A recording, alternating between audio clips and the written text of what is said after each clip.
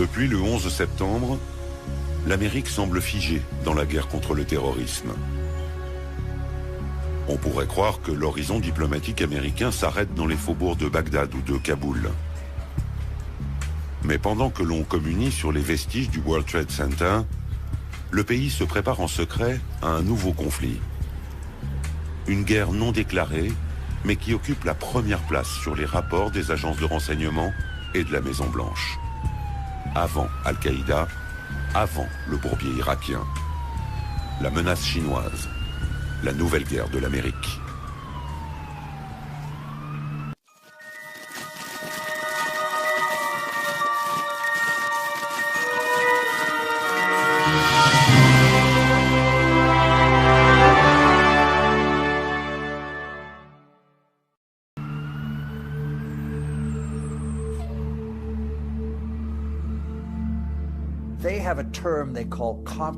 Ils ont une expression, ce qu'ils appellent la puissance nationale globale. Ça couvre tous les aspects, économiques, politiques, militaires, culturels. Et ils disent, c'est l'essence même de la Chine. C'est le temps pour la Chine de se lever, l'époque de la Chine est arrivée, c'est le retour de la dynastie Tang. Nous sommes une grande puissance, nous sommes une puissance mondiale. Ils jouent l'ancienne stratégie de Sun Tzu, c'est-à-dire gagner le combat sans tirer une balle, ou plutôt gagner le combat sans perdre un seul homme. C'est la meilleure façon de gagner le combat. Et ils sont très imprégnés par ça, mais ils ont envie de se battre.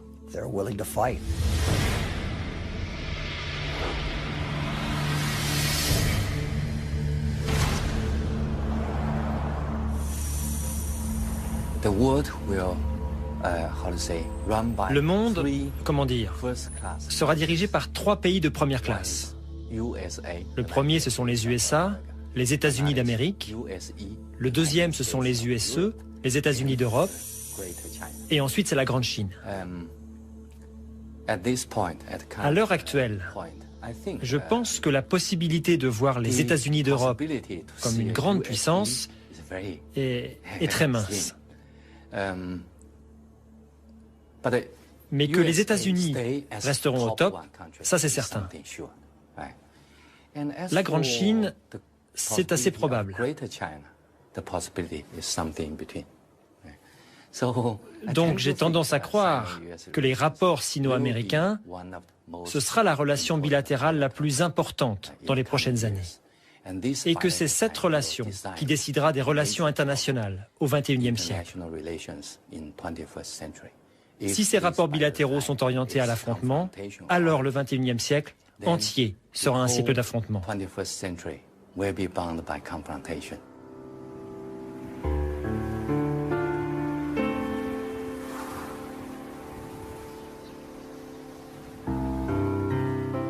L'île de Kinmen. La véritable frontière entre les deux géants, le lieu ultime de leur face-à-face. Cette petite île appartient à Taïwan, mais elle n'est qu'à 2 kilomètres des côtes chinoises. La province du Fujian, dont on aperçoit les rives, inaccessibles, et où des centaines de missiles balistiques pointent vers Taipei. 24 heures sur 24, on observe ici depuis 60 ans la Chine communiste. L'île, régulièrement menacée par Pékin, a subi des milliers de bombardements. Elle n'a jamais cédé. L'Amérique a fait passer un message à Pékin. La chute de Kinmen serait le début d'un affrontement direct. Nous sommes dans le détroit de Taïwan. C'est ici qu'un affrontement militaire pourrait un jour commencer.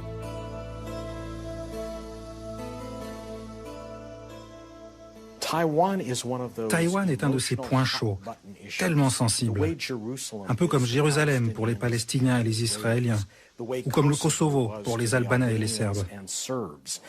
Et pour la plupart des Chinois, Taïwan est une province chinoise de plein droit. C'est un territoire dont ils sont persuadés qu'il a été volé par le Japon au moment de la guerre de 1895 et dont les États-Unis ont empêché la réunification au début de la guerre froide à cause de leur opposition au communisme.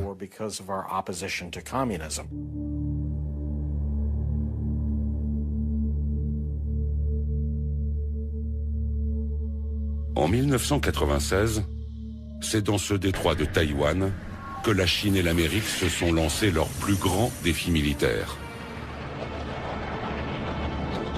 À Taïwan, les élections présidentielles en cours agacent le régime de Pékin.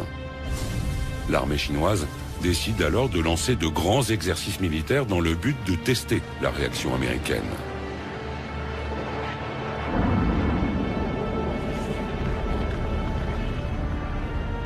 Après quelques jours de démonstration de force chinoise, Washington déploie 2 porte-avions. C'est le premier face-à-face entre les deux pays. Pendant quelques jours, la tension est extrême entre ces deux puissances nucléaires.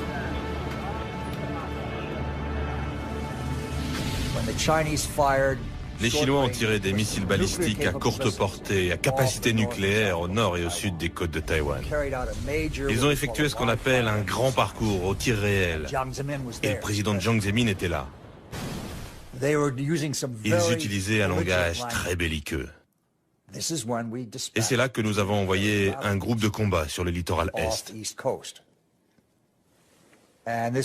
Et cette démonstration de force a réglé la question immédiatement. Les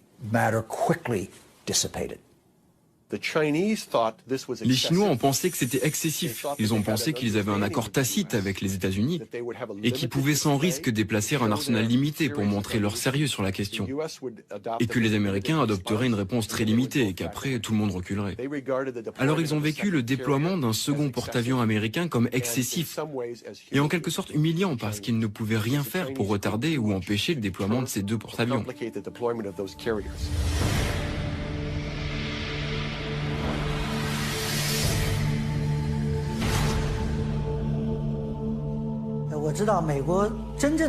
Je connais bien cette histoire et je peux vous dire que la réalité est assez éloignée de la propagande américaine.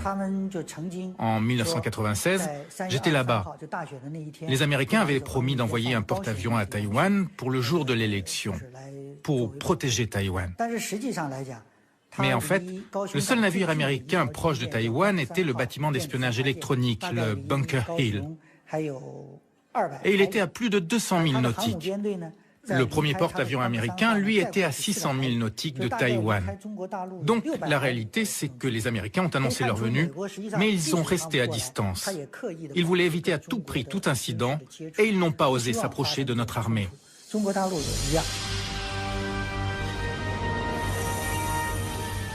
Même si les Américains n'ont pas pris beaucoup de risques, aux yeux du monde, ils ont réaffirmé un principe intangible de leur politique.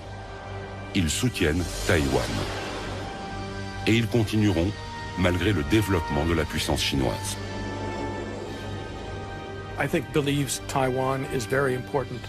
Je pense que les Américains croient que Taïwan est très important pour plusieurs raisons. Sans parler du fait qu'il s'agit de notre 8e plus grand partenaire commercial et de notre 6e plus grand marché pour les produits agricoles.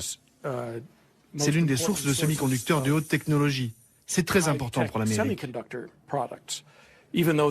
Même s'ils sont importés aux États-Unis via la Chine, ils sont fabriqués à Taïwan. Mais cela, bien sûr, n'est pas la seule raison. Je pense que la vraie raison, c'est que l'Amérique a une responsabilité envers Taïwan. C'est parce que Taïwan est une démocratie. C'est même la démocratie la plus vivante et la plus dynamique dans toute l'Asie de l'Est. Et c'est une démocratie qui est le fruit d'une pression du gouvernement américain. D'abord du Congrès, après 40 ans d'un régime très autoritaire venu du continent chinois.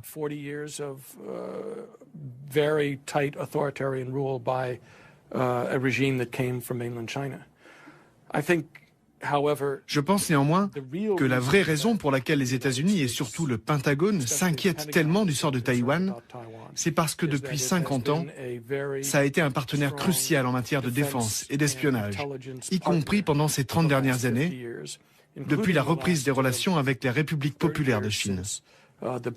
Nous avons gardé une très forte coopération de défense et d'espionnage avec Taïwan. Strong intelligence collection relationship with Taiwan. Je dirais que les États-Unis ont un engagement historique envers Taïwan. Ça remonte à la Deuxième Guerre mondiale. Nous étions là. Et on cherchait une puissante démocratie chinoise unifiée. Eh bien, on en a eu les 2/3. On a eu une Chine puissante et unifiée, mais pas démocratique.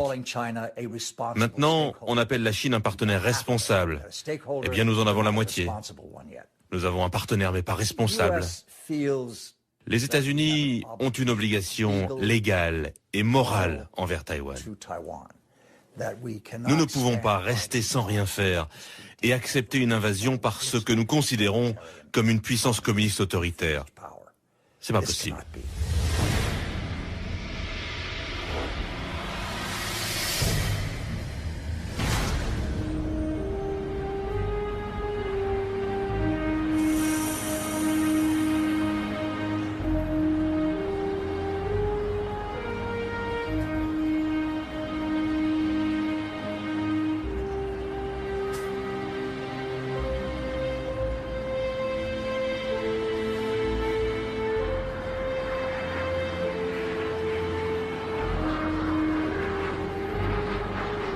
Taïwan, une île de 23 millions d'habitants à 250 km des côtes chinoises, est aujourd'hui l'enjeu stratégique le plus brûlant entre la Chine et les États-Unis.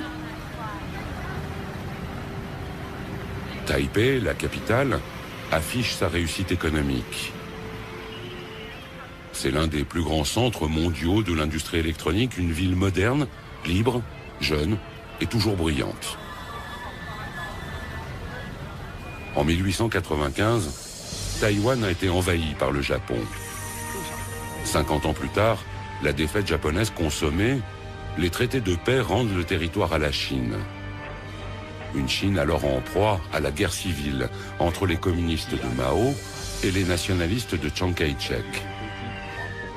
Lorsque la bataille tourne à l'avantage de Mao, le général Chiang, aidé par les Américains, se réfugie à Taïwan avec ses soldats.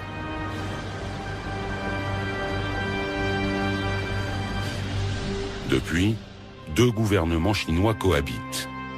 À Pékin, le régime communiste, qui contrôle tout le continent.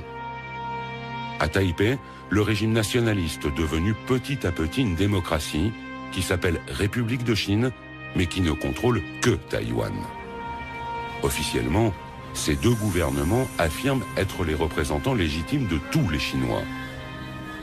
Taïwan n'est pas reconnu comme un État par l'ONU. Une vingtaine de petits pays seulement entretiennent des relations diplomatiques avec l'île.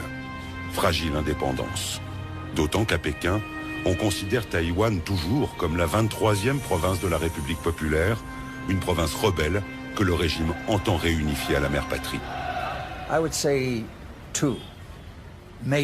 Je dirais qu'il y a deux motivations principales. Il y en a beaucoup d'autres, mais deux sont majeures. La première, c'est la fierté nationale, l'unification de la Chine. Ils y sont très attachés. Et c'est une force émotionnelle qui imprègne toute la Chine. Et vous ne pouvez pas la négliger, c'est sérieux, c'est puissant. La deuxième motivation est stratégique. Ils savent à travers l'histoire que si Taïwan est entre des mains hostiles, alors la Chine est directement menacée. Si vous tournez le globe terrestre, et si vous êtes le commandant en chef de la marine chinoise, vous verrez que le seul moyen de protéger votre littoral, c'est d'étendre votre force de protection au-delà de votre territoire. Pourquoi ai-je besoin de faire cela? Parce que les centres économiques, financiers, intellectuels, industriels de la Chine sont tous aujourd'hui sur la bande côtière. Donc la mission de la marine est d'assurer que personne ne menace cette zone pour que l'on puisse continuer à prospérer. Pour sortir de là, vous avez une grosse pierre, juste là. Vous pouvez aller ailleurs, mais il y a un obstacle. Une pierre qui bloque votre chemin, c'est Taïwan. Taïwan vit désormais au rythme des échéances électorales qui pourraient transformer son exécutif et des crises boursières qui mettent en danger son économie. Pékin a cependant compris que quel que soit le climat sur l'île nationaliste, surtout quand il est favorable à un rapprochement politique, il ne faut pas changer de stratégie. Imperturbable, Le régime communiste continue donc d'un côté à offrir aux Taïwanais des conditions très privilégiées pour mener à bien leurs affaires sur le continent. De l'autre, il réitère régulièrement ses menaces militaires. Si les Taïwanais expriment trop librement un besoin d'indépendance, ils vont devoir se battre. Quels que soient les aléas, la position de Pékin ne varie donc pas d'un iota.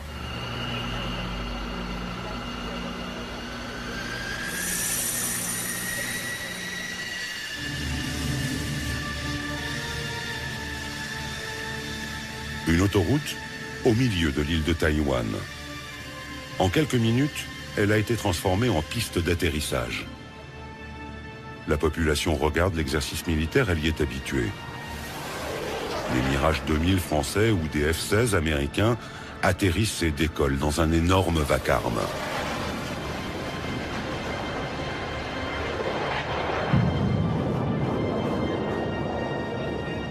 Face à l'incertitude du soutien américain, Taïwan organise sa propre défense. On sait ici que les aéroports seront les premiers visés. Les stratèges des deux côtés du détroit affirment que la guerre sera d'abord une bataille aérienne.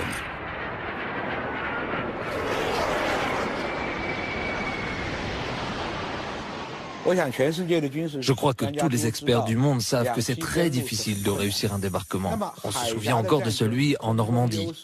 Dans un détroit comme le nôtre, c'est dans l'air que se fait la différence. Et nous avons toujours cherché à garder un avantage dans l'espace aérien face à la Chine. Mais désormais, avec les missiles chinois, cet équilibre est remis en cause. Ils peuvent détruire nos aéroports. Et si nos aéroports sont détruits, nous perdons notre seul avantage face à la Chine, notre supériorité aérienne.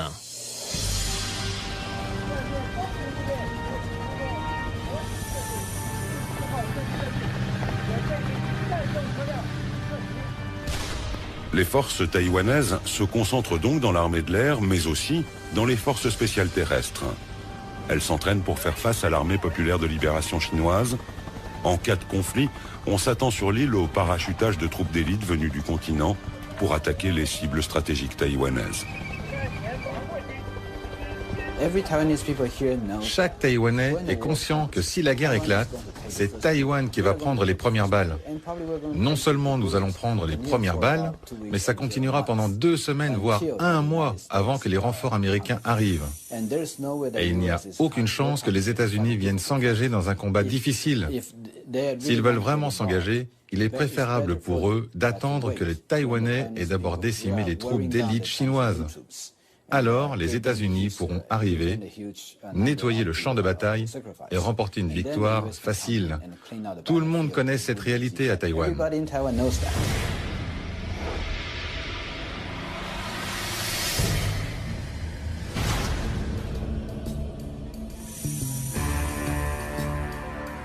À Washington, on réfléchit tous les jours sur le scénario du prochain affrontement. On sait que la puissance militaire chinoise a considérablement progressé. Mais le Pentagone garde le mystère sur ses intentions en cas de nouvelle crise taïwanaise. Le soutien américain à Taïwan n'est pas automatique et il ne l'a jamais été. Les États-Unis ont toujours gardé la même politique ambiguë dans laquelle ni Pékin ni Taïwan ne peuvent savoir quelle sera la réponse américaine dans certaines circonstances.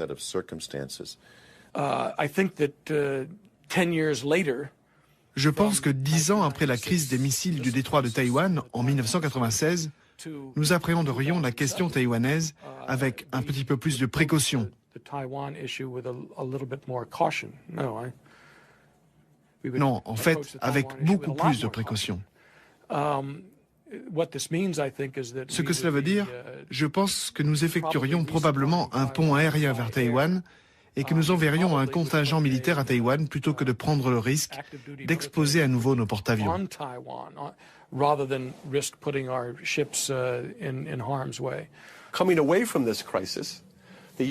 Je pense que les États-Unis n'ont pas tiré les bonnes conclusions de cette crise de 1996. Les États-Unis ont pensé que les Chinois étaient en quelque sorte intimidés par le déploiement de forces américains et qu'ils en avaient conclu que les États-Unis étaient très déterminés à utiliser la force si nécessaire pour assurer la paix et la stabilité du détroit de Taïwan. En fait, je pense que les Chinois n'ont pas été intimidés du tout par nos porte-avions. Au contraire, ça les a renforcés dans leur volonté d'acquérir les moyens de ne plus être impressionnables à l'avenir.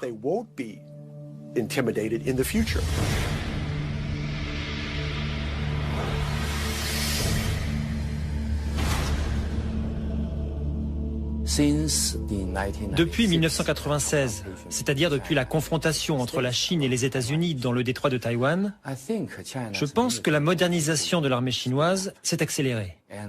Et nous voyons, comme le monde entier, les progrès réalisés. Maintenant, la Chine possède le J-10. C'est un avion de combat de la 3e génération. Ce qui fait de la Chine le 3e pays indépendant à produire des chasseurs de 3e génération. Je pense que c'est un signal fort en direction des États-Unis pour montrer l'avancée de la modernisation militaire chinoise. If China's own terminal objective is trying to so-called unify Taiwan by using Si leur but final est de prendre Taïwan par la force, je pense que la capacité militaire est suffisante. But I don't see that. Mais selon moi, ce n'est pas leur but. Car ils augmentent leur budget militaire depuis des décennies, presque chaque année avec un pourcentage à 2 chiffres. Et leur budget n'est pas transparent. On peut estimer qu'en réalité, les chiffres sont 2 voire 3 fois plus élevés que les budgets qu'ils publient.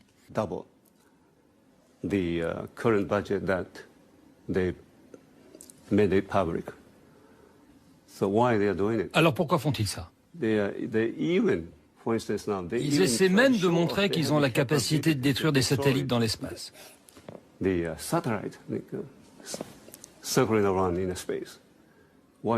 pourquoi font-ils ça? Parce qu'ils veulent montrer au monde entier qu'ils sont capables de devenir un jour la superpuissance capable de dominer même les États-Unis.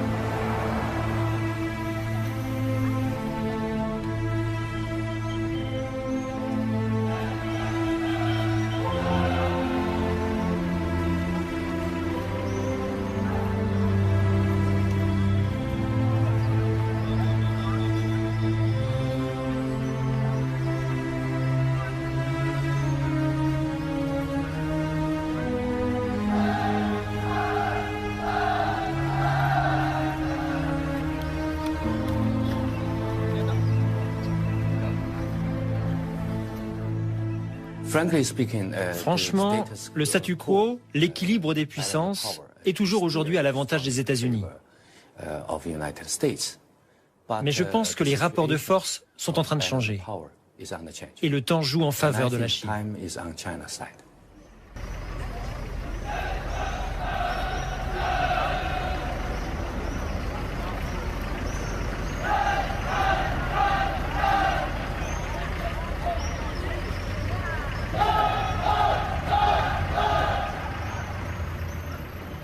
Depuis la crise de 1996, les États-Unis et la Chine ont eu souvent l'occasion de tester leur détermination respective. De petits conflits, parfois publics, parfois secrets, qu'il faut lire aujourd'hui comme les traces de la programmation de l'affrontement entre les 2 puissances. Le 7 mai 1999, en pleine guerre du Kosovo, l'OTAN bombarde l'ambassade de Chine à Belgrade. 3 morts parmi les Chinois présents. Erreur militaire, affirme l'organisation, la CIA aurait fourni de mauvaises cartes. Provocation riposte les Chinois, qui organisent des manifestations de masse devant les missions diplomatiques américaines.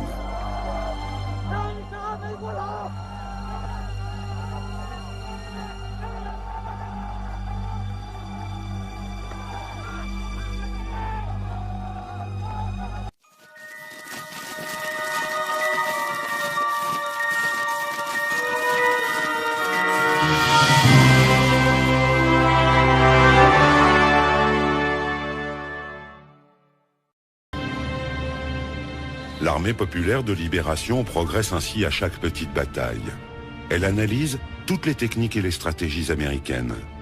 C'est presque une obsession à Pékin. Le développement militaire chinois est entièrement tourné vers une confrontation avec les États-Unis. En 1996, la Chine a compris que les porte-avions étaient la principale menace. Elle a donc cherché à développer des armes pour les contrer. Il y a plusieurs choses que les Chinois ont fait au cours des dernières années pour améliorer leur potentiel. Par exemple, ils ont construit un grand nombre de sous-marins, des sous-marins diesel, plus sophistiqués. Et contrairement à ce que beaucoup de gens pensent, beaucoup de sous-marins diesel sont plus silencieux que certains sous-marins nucléaires. Ils sont très difficiles à repérer. Les Chinois ont développé un grand nombre de ces nouveaux types de sous-marins diesel. Ils ont aussi mis au point de nouveaux navires de guerre de surface. Ces deux compétences peuvent avoir des conséquences concrètes sur la situation taïwanaise. Et les Chinois ont aussi fait patrouiller des sous-marins dans certaines circonstances, bien au-delà de Taïwan. Ils les ont déployés autour de Guam, qui est maintenant en train de devenir une zone de présence militaire américaine accrue dans le Pacifique. Ils ont montré en faisant ça qu'ils ont la capacité de déployer des sous-marins en eau très profonde, très loin de leur base. Et c'est devenu une préoccupation pour n'importe quel commandant américain qui souhaite envoyer un groupe aéronaval près de Taïwan. Le 26 octobre dernier, notre porte-avions, le Kitty Hawk, était dans les environs d'Okinawa. Et tout d'un coup, on a vu émerger au milieu du groupe aéronaval un sous-marin chinois très moderne que personne n'avait vu ni détecté. Il a fait surface à quelques milles nautiques à peine du Kitty Hawk. Et on sait que ce sous-marin était équipé de torpilles très perfectionnées et que s'il l'avait voulu, il aurait pu nous couler notre porte-avions. Les Chinois savent que nous sommes militairement dépendants de deux choses en Asie. Numéro 1, les satellites. Numéro 2, les porte-avions. Eh bien, ils nous ont montré qu'ils peuvent neutraliser ces deux forces. Est-ce qu'ils vont le faire? Je n'y crois pas. C'est ce qu'on peut appeler une guerre psychologique.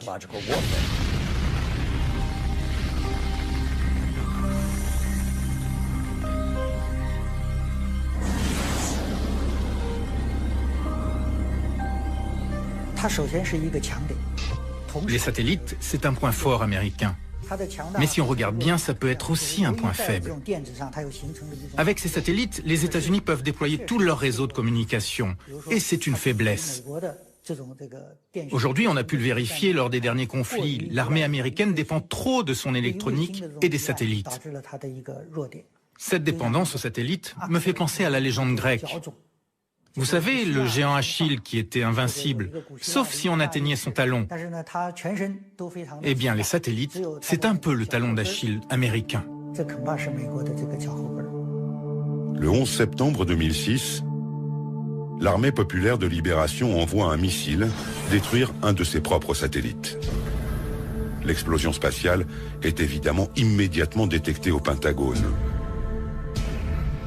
Il y a un peu d'affolement à Washington. Personne n'avait prévu cette initiative chinoise. Les Chinois possèdent un programme anti-satellite depuis quelque temps maintenant. Il est tout d'abord conçu comme un élément de dissuasion envers les États-Unis et il est aussi destiné à compliquer les décisions américaines en cas de crise. Donc oui, je pense que le tir récent qui a mis hors service leur propre satellite était destiné à envoyer un signal aux États-Unis. À leur dire qu'ils ne sont pas prêts à rester tranquillement dans leur coin et à laisser les États-Unis conserver une influence prédominante. Ils vont essayer d'accroître leur force dans ce secteur, qui pèse lourd dans la balance, en menaçant ce qui est considéré comme un élément très sensible des outils de contrôle américains.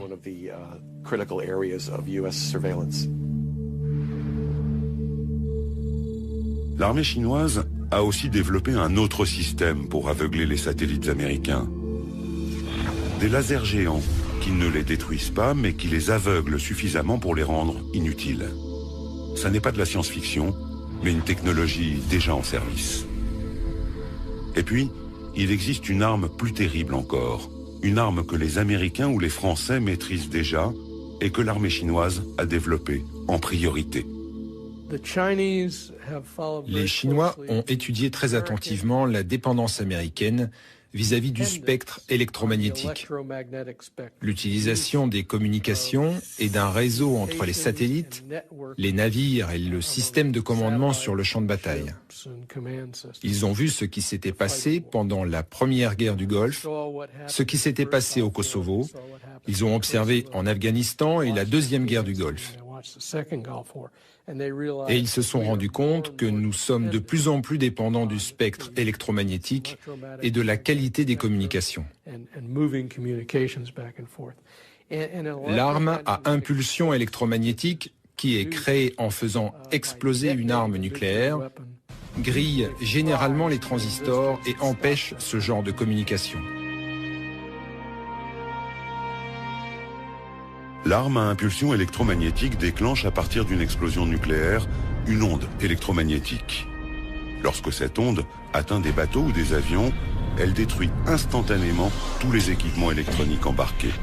Personne ne meurt si on est suffisamment loin de l'explosion nucléaire. Mais les bâtiments de guerre américains, totalement dépendants de l'électronique, seraient immédiatement hors service. Le rapport du Pentagone décrit une arme qui utilise une explosion nucléaire pour générer une arme à impulsion électromagnétique, autrement dit EMP. J'ai demandé à des responsables du Pentagone pourquoi vous ne dites pas qu'ils ont généré leur EMP de façon conventionnelle. Et ils ont répondu, nous ne voulons pas qu'ils sachent que nous le savons. L'EMP généré de façon conventionnelle pose moins de problèmes et est plus utilisable ou plus pratique, car lorsque vous l'employez, il n'y a pas de retombée nucléaire. Il y aura moins de protestations internationales. Ils possèdent déjà cette arme.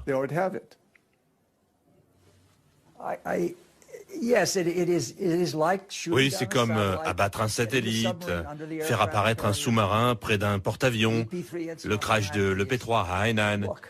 Ils nous disent, vous voyez, on parle de business là, vous devez faire attention à ce que l'on fait. Nous publions les hausses de notre budget militaire parce que l'on met en œuvre une défense forte contre vous.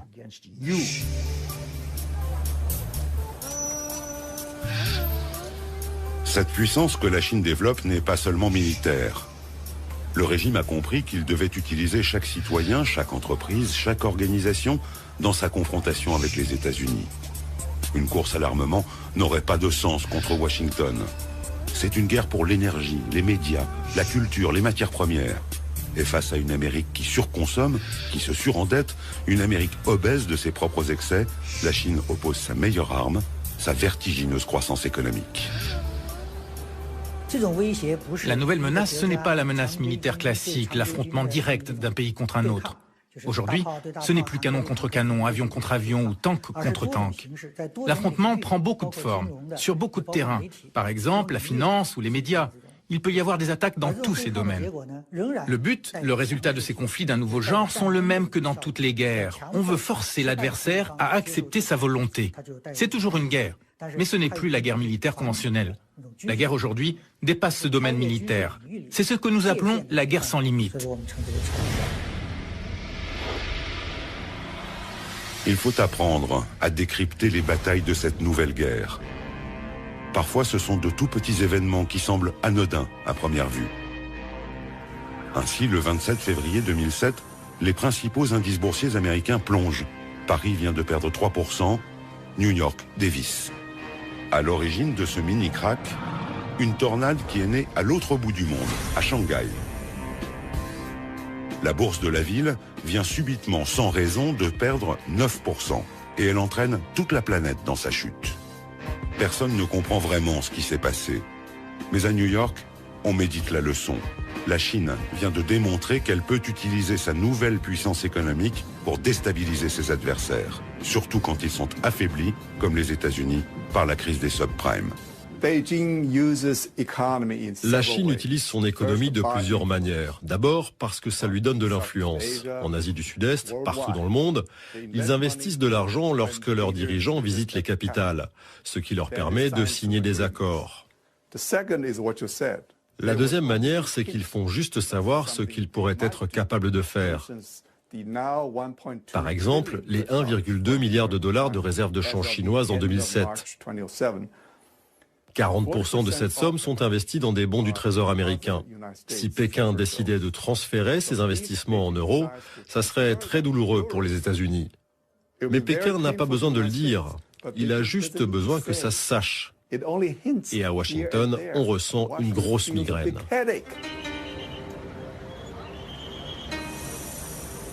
La Chine et l'Amérique multiplient ainsi les champs de bataille. La contrefaçon des DVD d'Hollywood, le rappel des jouets chinois par des constructeurs américains, la réception du Dalai Lama à Washington, le rachat par Pékin de compagnies pétrolières. Des centaines de conflits. La Chine et l'Amérique pensent qu'ils doivent dominer pour survivre.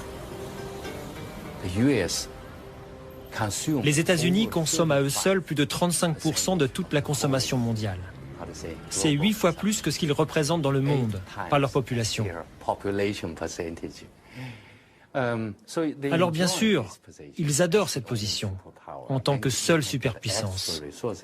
Ils peuvent accéder à de nouvelles ressources. Alors tous les partis politiques américains soutiennent la même politique étrangère. Les États-Unis doivent demeurer le seul leader mondial. Et ils restent sur leur garde face à tout pays, quel que soit le nom de ce pays. La Chine, la France, la Russie, l'Allemagne, l'Inde, le Brésil. Le pays qui viendra menacer leur domination sera pour eux un problème.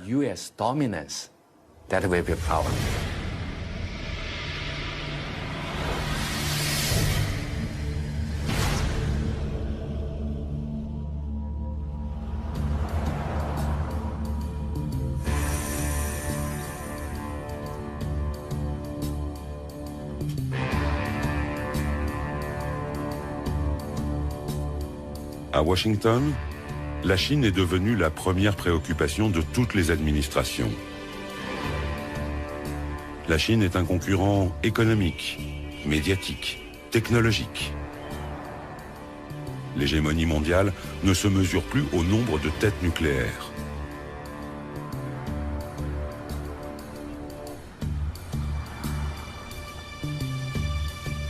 Au Congrès, on a même installé une commission permanente d'enquête, unique en son genre, chargée d'étudier les défis économiques et de sécurité posés par la Chine. L'URSS n'avait pas eu droit à autant d'attention du temps de la guerre froide.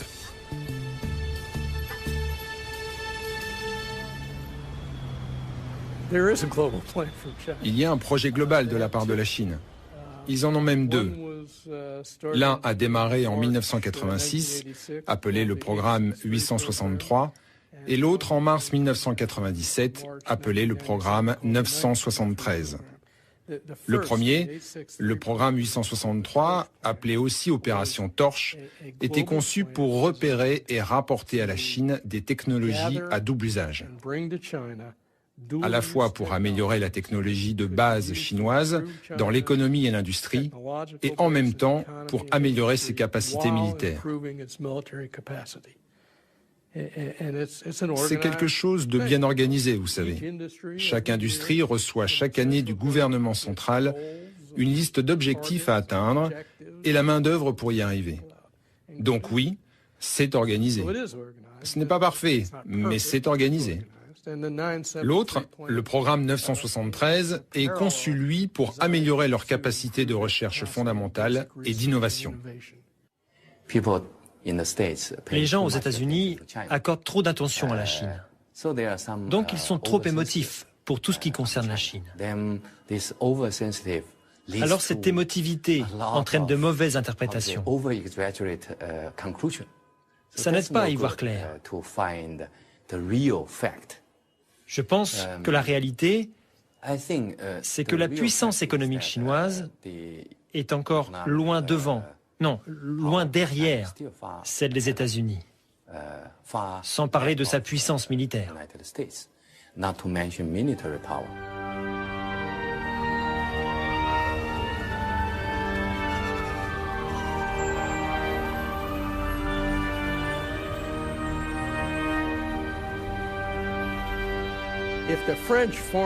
Si les services secrets français approchent un étudiant et lui demandent « Quand tu seras dans telle ou telle université aux États-Unis, On veut que tu ailles dans des laboratoires et que tu récupères des informations. L'étudiant peut répondre « Je suis occupé, ça va me déranger dans mes études ». Si le service d'espionnage chinois approche un étudiant chinois et lui dit « Tu veux un visa ? Tu veux un passeport ? Quand tu seras aux États-Unis ou en France, tu feras ta thèse là-dessus. Tu vas travailler sur ce projet et tu nous feras un rapport, sinon tu ne trouveras jamais de travail en Chine, ou bien ta famille perdra sa maison. » Ils sont capables de faire ça. The United States cannot maintain itself as a superpower if we allow our industrial. Les États-Unis ne peuvent pas se maintenir en tant que superpuissance si nous autorisons la délocalisation de notre production industrielle. Et c'est ce qui se passe aujourd'hui. C'est ce qui se passe dans beaucoup de nos industries essentielles. Et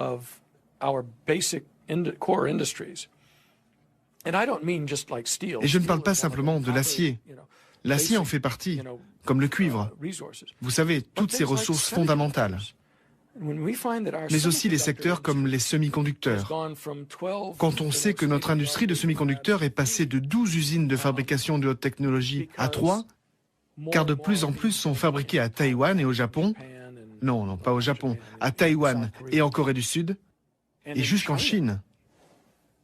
Si on autorise notre haute technologie comme l'électronique la plus pointue, la science, la recherche et développement à être délocalisée en Chine, alors on ne peut pas survivre en tant que superpuissance. We can't survive as a superpower. Cette guerre technologique culmine dans le cyberespace. La Chine et les États-Unis forment des armées de soldats numériques qui espionnent ou attaquent les réseaux de l'ennemi.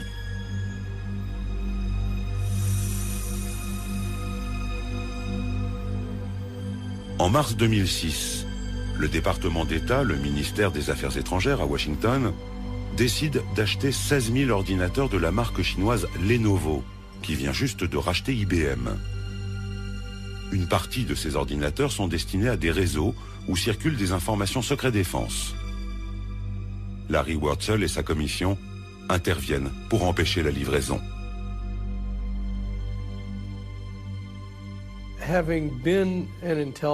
J'ai été un officier des services secrets pendant longtemps, 25 ans dans l'espionnage militaire. J'ai travaillé une bonne partie de ce temps dans le contre-espionnage, dans l'espionnage des transmissions et des communications. Donc je sais, je peux dire que c'est techniquement possible d'implanter des logiciels ou même des éléments matériels dans un ordinateur pour permettre à quelqu'un l'accès à un réseau entier.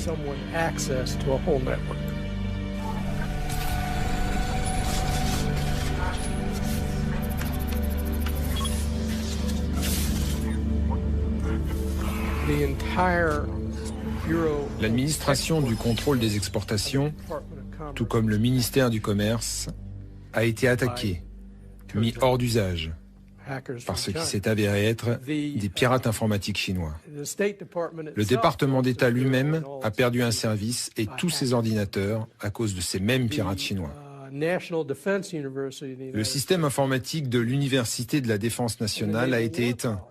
Et l'Université de la Marine a dû elle aussi arrêter son système informatique. D'autres réseaux informatiques du gouvernement ont été attaqués. Le général Cartwright, le commandant du centre de stratégie, a récemment témoigné devant le Congrès à ce propos. Donc je savais tout ce qui se passait et je sais encore ce qui se passe. On l'a appris grâce à cette commission parce que nous avons accès aux informations confidentielles.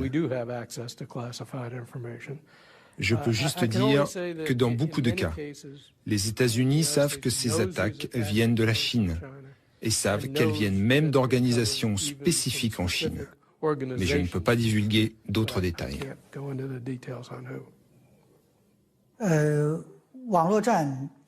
La guerre sur Internet est aussi vieille que l'Internet lui-même. Et on ne peut pas dire que ce soit une invention chinoise. La CIA et la NSA américaine emploient au moins 25 000 personnes sur Internet.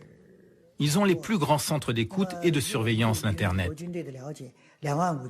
Donc c'est vrai, la guerre existe sur Internet, la guerre a commencé sans qu'un missile ne soit lancé, sans que le monde ne s'en aperçoive. La guerre a commencé par tous ces moyens nouveaux. Beaucoup de technologies civiles ont aussi des applications militaires. C'est notamment le cas de toute l'industrie électronique ou de l'Internet. Ce sont de nouveaux champs de bataille de la guerre sans limite. Avec les médias, la finance, le commerce, tout cela est dans le champ de la guerre. C'est une guerre, car il y a un réel antagonisme et que les participants tentent de prendre l'avantage sur leur adversaire. C'est la nouvelle forme de la guerre sans limite.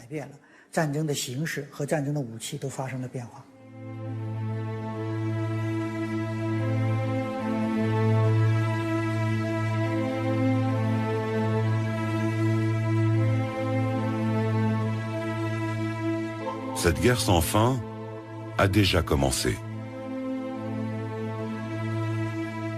Un peu partout dans le monde, on se bat pour le pétrole, pour l'eau, pour des ressources que le développement de la Chine rend limitées aux yeux de l'Occident. L'Amérique utilise sa domination militaire pour asseoir sa puissance et garantir ses approvisionnements. La Chine propose une stratégie asymétrique.